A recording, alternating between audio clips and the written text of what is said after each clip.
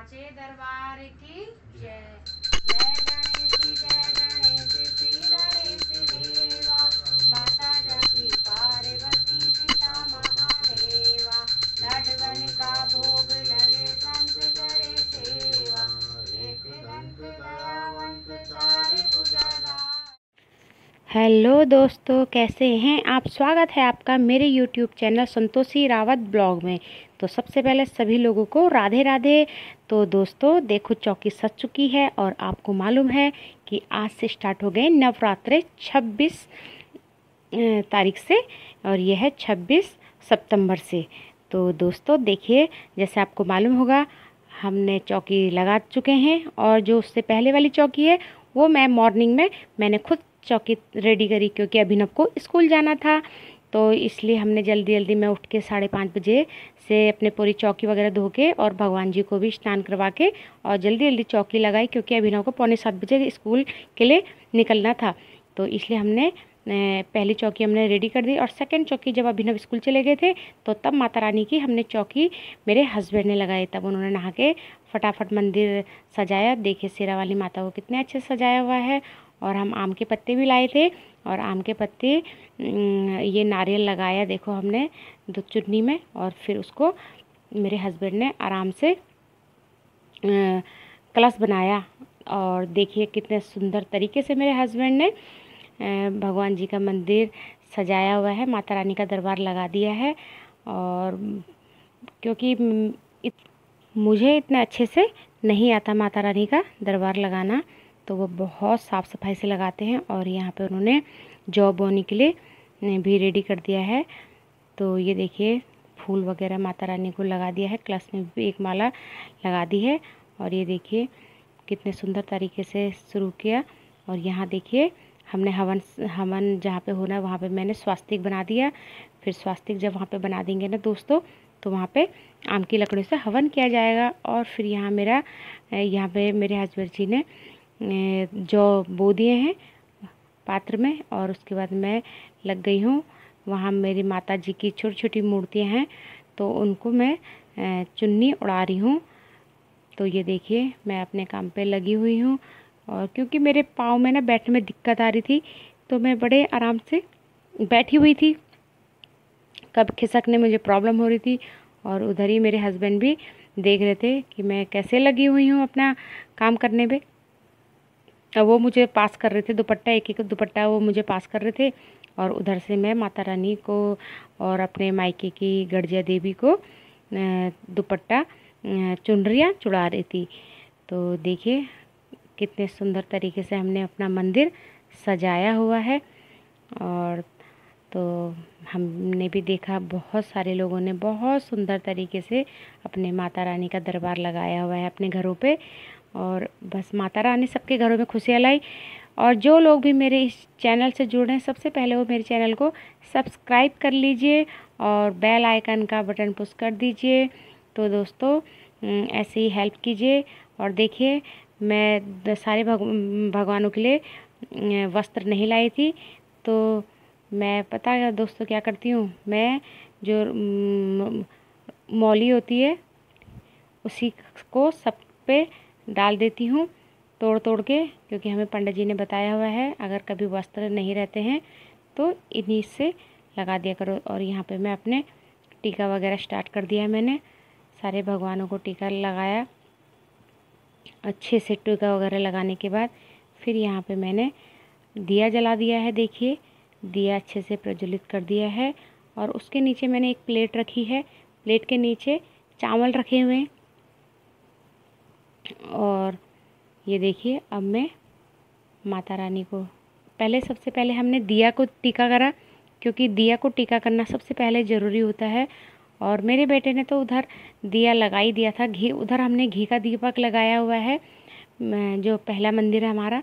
और जो ये दूसरा माता रानी का दरबार लगाया हुआ है उस पर हमने अखंड ज्योत रखी हुई है, जो मैं तिल से लगाती हूँ। और क्योंकि कोई घी से डाल लगाता है तो कोई तिल से, तो मैं तो तिल के तेल से ही शुरू से तिल का तेल यूज करती हूँ। और जो घी है, घी का मेन मंदिर पे रोज़ सुबह शाम घी का दीपक जलाती हूँ, तो मेरा दोनों काम हो जाते हैं। घी का दीपक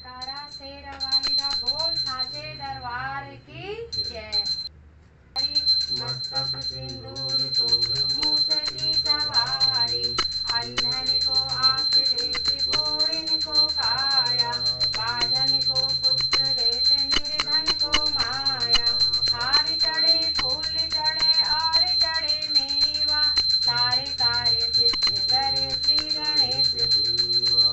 दीनन की लाज रख शंभु सुतहारी, कामना को पूरा करो जग बलिहारी।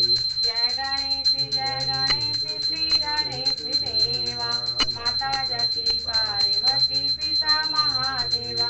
बोलो गणेश भगवान की जय हो। माता तेरी सदा ही जय हो। बोलो दुर्गे माता तेरी सदा ही जय हो। बृहस्पति जी बोले कि हे ब्राह्मण, आप अत्यंत बुद्धिमान, सर्वस्त्र और चारों वेदों को जानने वालों में श्रेष्ठ हो।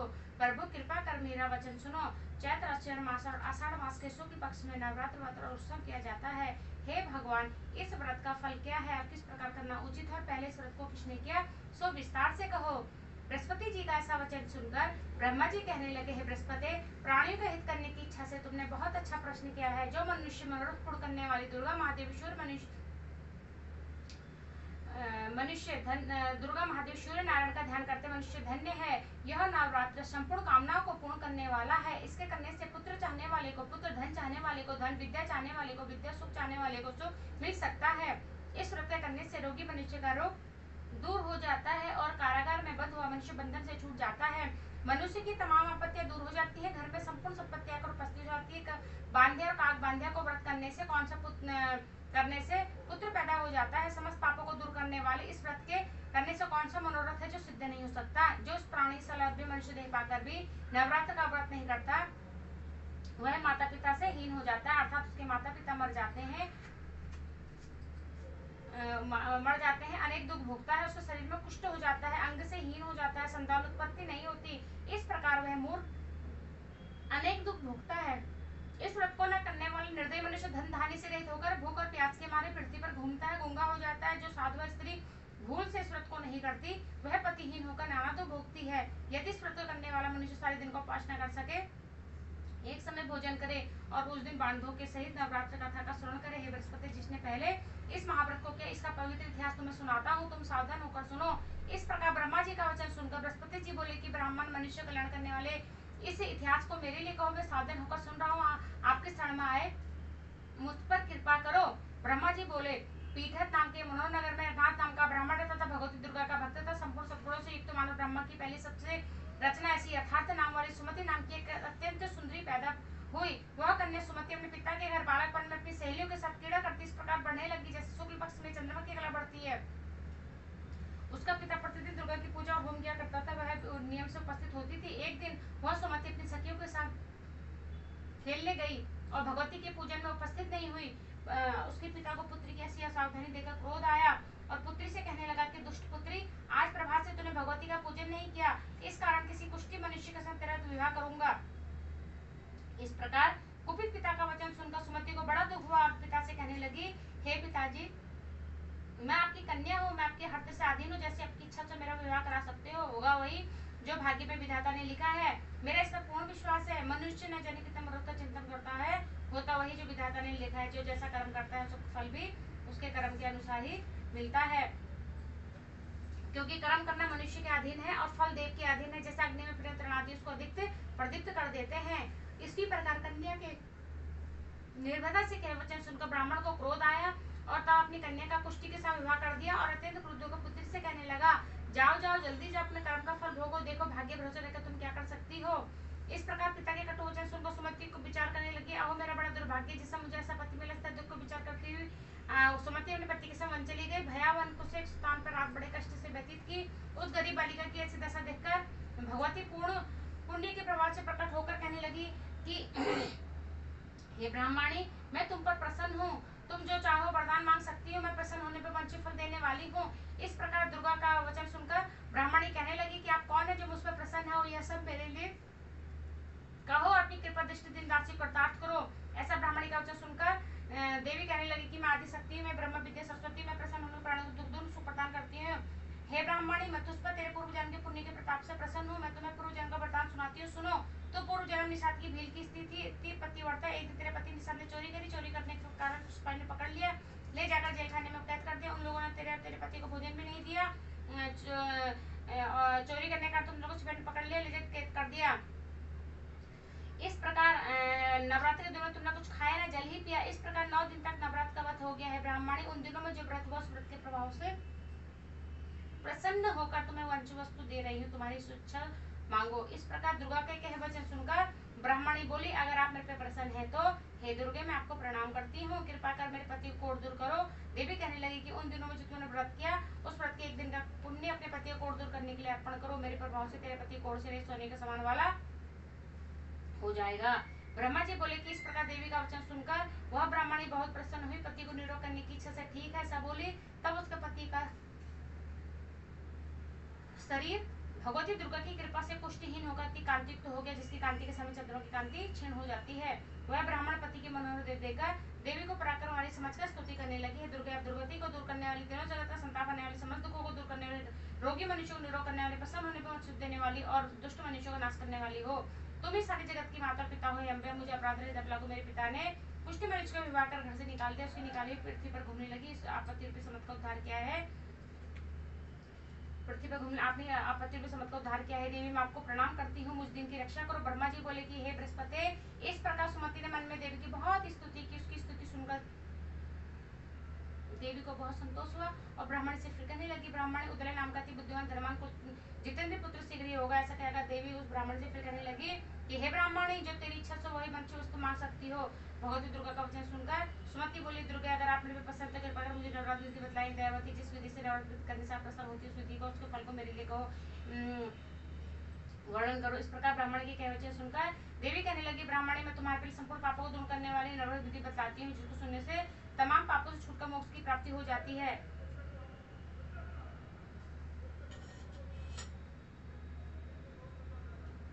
आश्विन मास के शुक्ल पक्ष की प्रतिपदा से 9 दिन तक विधि पूर्वक व्रत करे।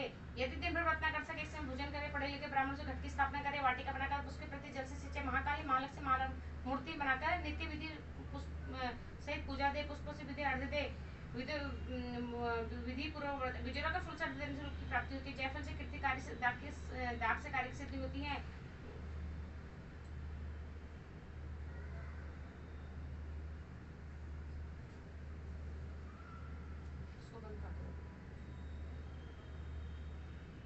आंवले से सुख और केले से भूषण की प्राप्ति होती है। फलों से विधि अर्थ विधि यथा विधि हवन करे। खान घी गेहूं से जौ तिल विलम्ब नारद दाक का दम इनसे हवन करे। गेहूं से होम करने से लक्ष्मी की प्राप्ति होती है। खीर में चंपा के पुष्पों से धन और पत्तों से सुख संपत्ति की प्राप्ति होती है। आंवले से कीर्ति और केले से पुत्र प्राप्त होता है। कमल से राजसमान धातु सुख संपत्ति की प्राप्ति होती है। खांड घी नारे से जौ तिल इनसे फलों से वस्तु की प्राप्ति होती है। व्रत करने वाला मनुष्य विधान को होम कर आचार्य को अति नम्रता से प्रणाम करे, यज्ञ सिद्धि ले दक्षिणा दे। इस महाव्रत को पहले बताए विधि के अनुसार जो करता है उसको सब मनोसिद्ध हो जाता है। इसमें कहीं भी संशय नहीं है।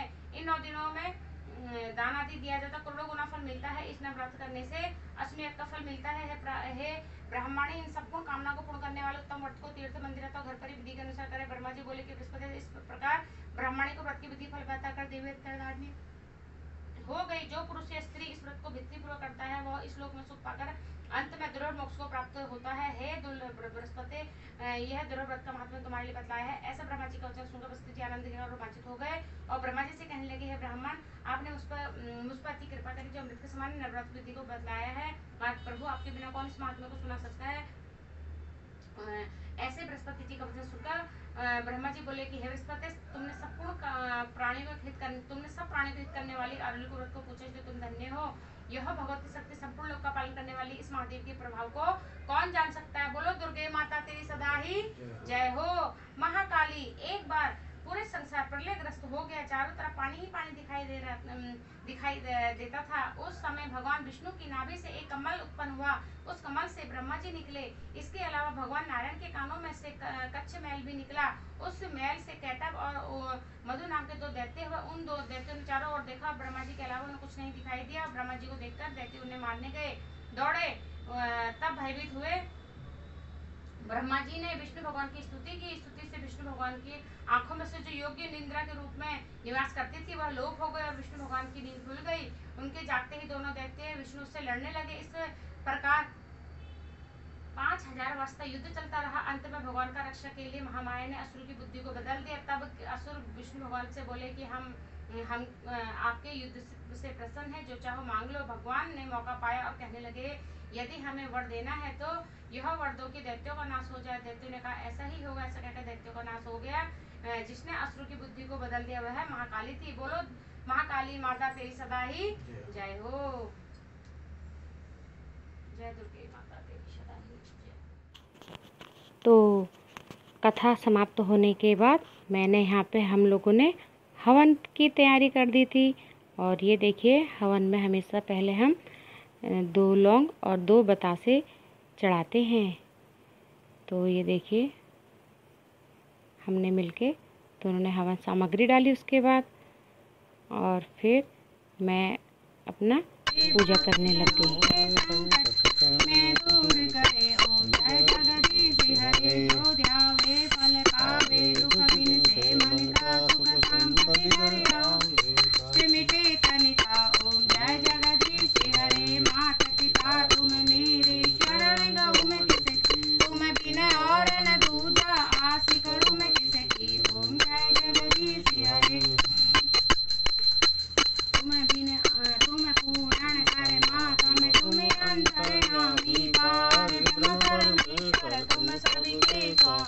ओम जय जगदीश हरे, तुम करुणा के सागर, तुम पालन करता, मूरख खल कामी, कृपा करो करता।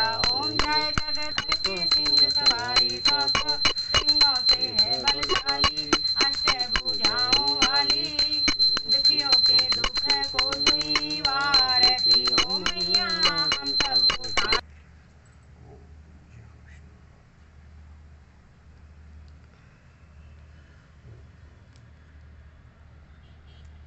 ये क्या पूजा? अच्छा, मेरी छसुई में क्या हो गया? और ये देखिए, मैं पूरा मंदिर आपको दिखाती हूँ। हमने कितने सुंदर तरीके से माता रानी को सजाया हुआ था। तो दोस्तों, दर्शन कर लीजिए माता रानी के। माता रानी, ये दुर्गा चालीसा भी पढ़ी मैंने, क्योंकि बहुत लंबी वीडियो हो रही थी, इसलिए मैंने नहीं दिखाई इसमें। और ये देखिए, चुपके से मैंने अपने हस्बैंड का मंत्र जप करते हुए वीडियो बनाया, क्योंकि अभी डांट भी खानी है इसके बाद। जब वीडियो देखेंगे हस्बैंड तो कोई बात नहीं, ये अपने इसके लिए वीडियो के लिए मैं डांट भी खा लूँगी, कोई बात नहीं। और ये देखिए, मैंने कितने सुंदर तरीके से मैंने भी ये फर्स्ट मंदिर मैंने भी सजाया सुबह जल्दी उठ के। तो देखिए कैसा लग रहा है, कमेंट बॉक्स में प्लीज़ ज़रूर बताइएगा आप लोगों को मेरा दरबार कैसा लगा। तो जल्दी जल्दी दर्शन कर लीजिए और बोलिए, जयकारा लगा लीजिए।